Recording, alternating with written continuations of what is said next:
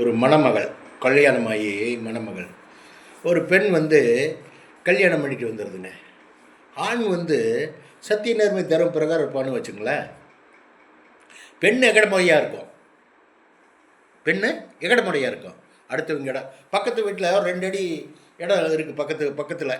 அதைய ஆண் அதை ஆட்டை போட நினைக்க மாட்டான். அந்த பெண் ஆட்டை போட நினைக்கும்.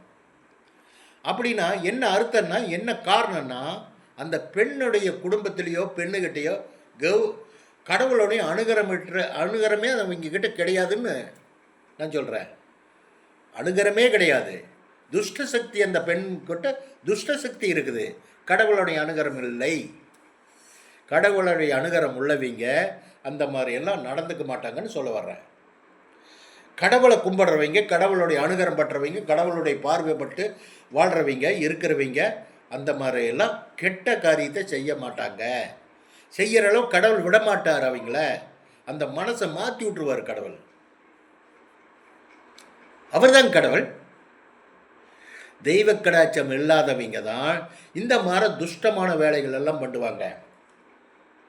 அடுத்தவங்களை வெல்கிற பேசுறது, கெட்ட வார்த்தைகள் பேசுறது, அப்புறம் குரல் உயர்த்தி கத்துறது, இதெல்லாம் துஷ்ட சக்தி உள்ள பெண்கள் தான் இந்த மாதிரி எல்லாம் பண்ணுவாங்க.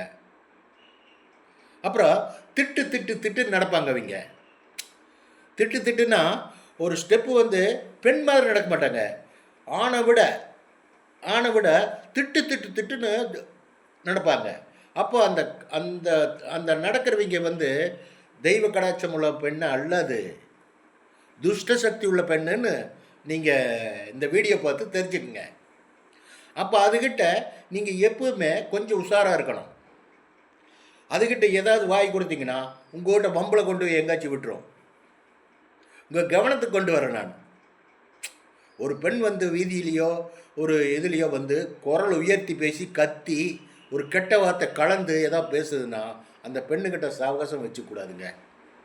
அதில் துஷ்ட சக்தி இருக்குதுங்க. கடவுளுடைய அனுகரமற்ற பிள்ளைங்க அது. அந்த மாதிரி இருக்கவங்ககிட்ட நீங்கள் கொஞ்சம் டிஸ்டன்ஸ் மெயின்டைன் பண்ணணுன்னு சொல்ல வர்றேன். வச்சுட்டுங்களா? பை.